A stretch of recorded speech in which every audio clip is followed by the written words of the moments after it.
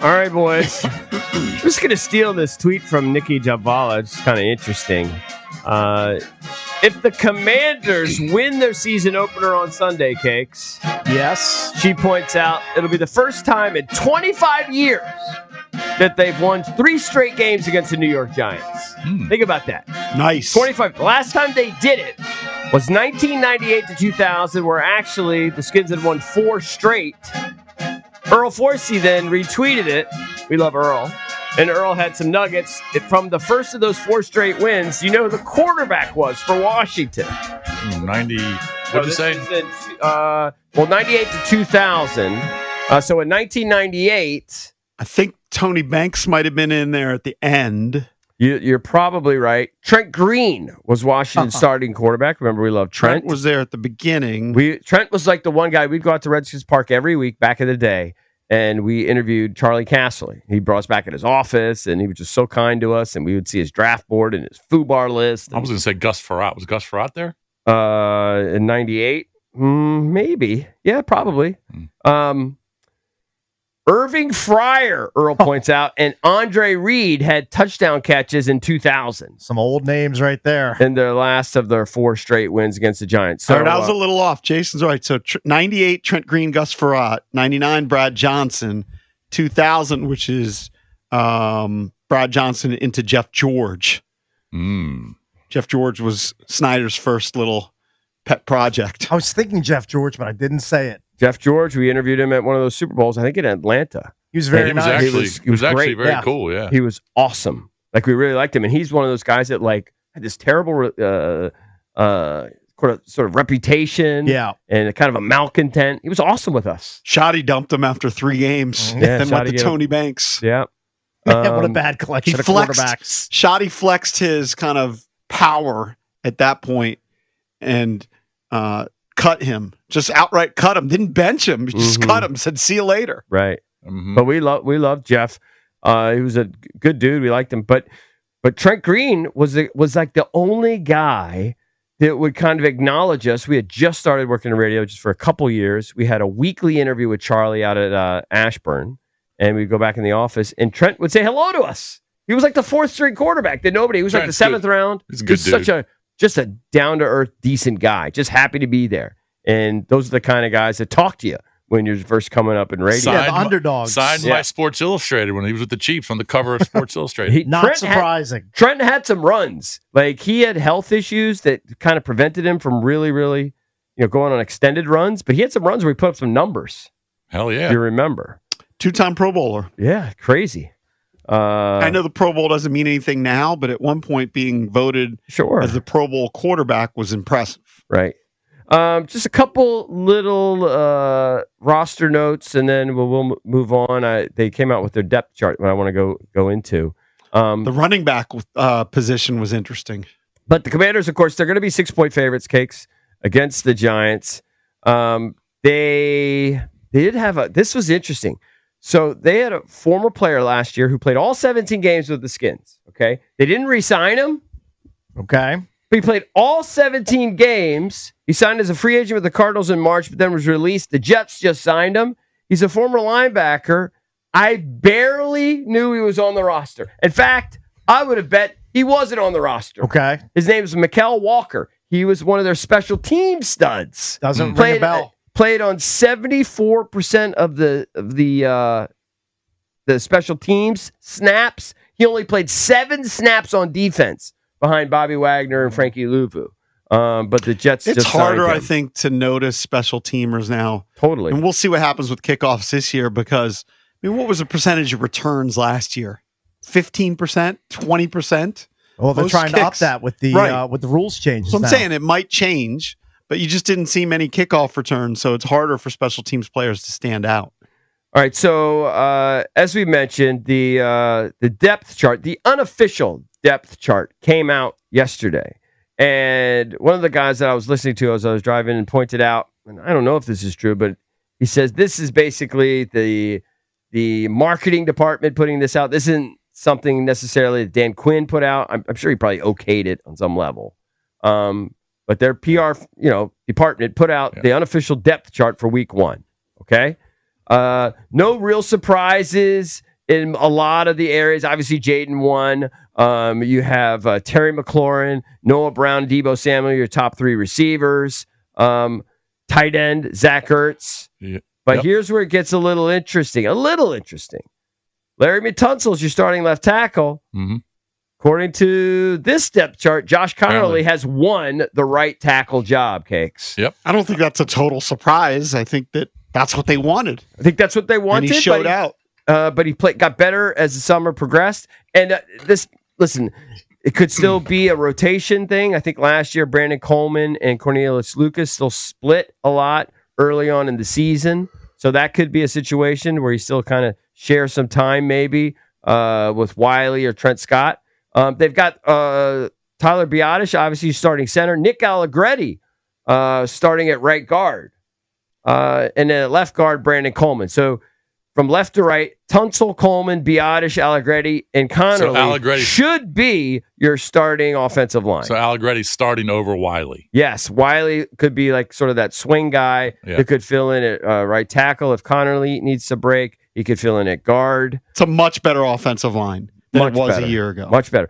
Also interesting, I think, before we even get to running back, Luke McCaffrey is kind of listed in multiple spots. Now, again, they only kept 5 receivers, so somebody had to be listed multiple times. They've got Jalen Lane behind Deebo, Luke McCaffrey behind Noah Brown and Terry McLaurin. So there are going to be plenty of snaps and routes there for Luke to get on the field. It's a big season for him. When some of these guys step down. I did see that there was a story on Yardbarker yesterday that a lot of people here locally have been kind of down on Luke because he didn't really show out in training camp and the preseason games for fans, at least from the fans' perspective. But there's some guy from the Juggernaut or something. You've heard of that site? I've not. The Juggernaut. I've not. Seen Sports Not. What, they I'm like sure it? they're connected. Maybe it's Sports Not, something like that. He thinks Luke McCaffrey could be still a breakout guy, a breakout receiver for Washington. I mean, that would be a welcome thing for the offensive coordinator, Cliff Kingsbury, if that happens. Yeah. He has another piece that he can work with that's actually reliable. Now, when you get to the running backs, this is the one that's raising some eyebrows. And again, who knows how this shakes out? This could just be a nod to sort of veterans. But Austin Eckler listed as RB1. Top the depth chart. Look with at that. Jeremy McNichols, number 2. Yeah. Now, my understanding is more of a special teams guy than he is going to really contribute at running back, but who knows? C-Rod 3 and Bill 4. Now, who knows what that means? I know for fantasy football guys, they're freaking out. You don't know. Maybe you have to wait a couple weeks to see how that shakes out, Cakes, before you play somebody other than Eckler. I'll just, if Bill doesn't get, a jersey for week 1, people are going to lose their minds in the fantasy community because he was getting drafted pretty high. Right. In the 7th or 8th round in some drafts. I did not pick him, full disclosure. All right. He went pretty high in the draft last night. Yeah. Well, right now he's currently behind 4. Jeremy McNichols and C-Rod. People are going to be tweaking if he's not playing in week 1. And he might not get a jersey. Who knows? We don't know. We'll What see. are the bill bets you have going on right now? Because you have multiple bill bets. Valdez, can you get the bet book? I might need to take out a second mortgage to cover all these bets. Remember, this is their 53, and how many inactives do they have to have? So they're going to have somebody inactive. Is it going to be a 4th tight end inactive? Is it going to be one of the offensive linemen inactive? Is it going to be a 4th running? I mean, who's going to be inactive? Who's not going to get a jersey? Maybe it'd be one of the D linemen that they have. Will it be one of their linebackers? They're speculating that McCaffrey might not. Because he doesn't they're really. only going to go 4 receivers? I mean, he doesn't really play teams, does he? Well, he's a returner. He's their number 1 kick returner, actually. He is. So Yes. Debo isn't? On the depth chart, No, Debo's listed as Debo one. is listed. Okay, he's the number 2. He's number 2 He's number in 2. both kick But and I think punt they return. have- I think you have to. I think they have 2 kickoff guys out there, though, right? They don't just have Sometimes, one. usually. Yeah. I think he's going to get a jersey. Yeah, I think he will too. They just don't have enough receivers. There's no way they could have the 3 guys and then Jalen Lane. Cakes has Bill leads the Commanders in carries week 1. Ooh. Cakes, yes. JP, no. That's a win. that- JP. Hopefully that was a 25-cent bet. It's $2. Okay. Most carries for the Standard. season. Yeah. You have Bill. Yeah. JP has the field. That's $10. Yeah, I don't love the JP as the field. I think I made some bad That bets was here. that was a I did. stupid bet on your pot. You should have made JP pick one player. Pick one player. Yeah, that was dumb. Yeah, but you're crushing on Bill. Yeah, it's full blown bromance over Infatuation. here.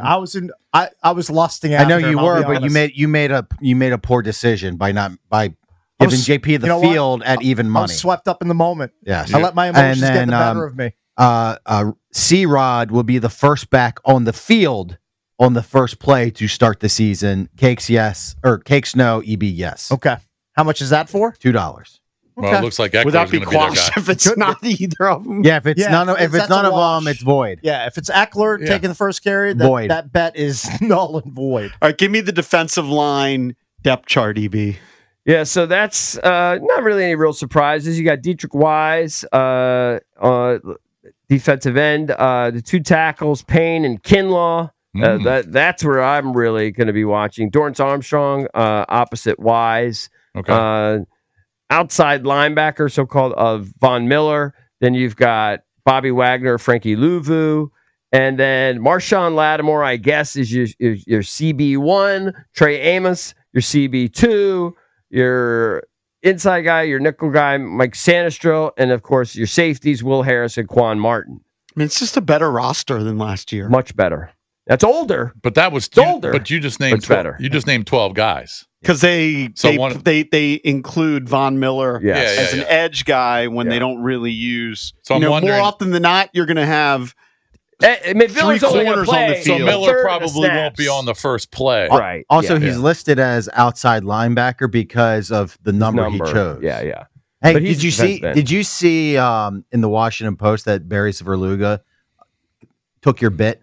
No. He wrote- which bit? what bit Which is bit that? do I He have? wrote an entire column about how this team is better than last year's team, but their record could be worse. Yeah. I mean, I think a lot of people have that thought, though, right? I know, but I think I was first to the I party. think you on that, I think you were first to the party like on 6 that. months ago.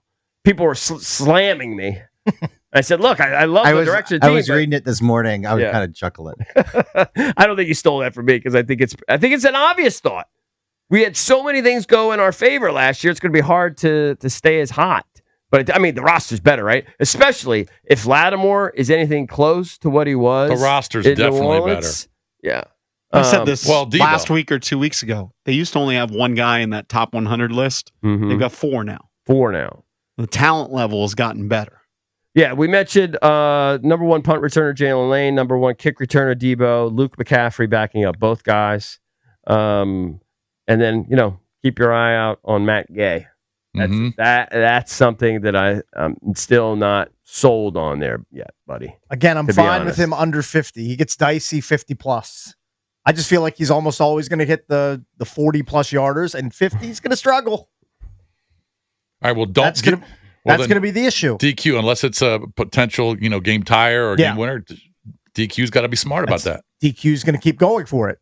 Keep going for That's it. what he does. Or if you want to just try and Tress Way, he'll pin somebody. He'll Right. pin somebody inside the 7. Yep. So they just got to be smart. So I'll tell you what, it's going to be a challenge from the start for Connolly if he's starting, because that Giants defensive line is no joke. Well, yeah, and he'll be going against Abdul Carter, right? But everybody pointed out They might move him around. in the was it in the bowl game that Connolly held up pretty well against him. I'm pretty sure Carter he held him to 0 sacks. My understanding is, and I didn't watch the breakdown of it, but that Carter had his moments, but Connolly certainly held his own and did as well as anybody did against him last year. So that's good.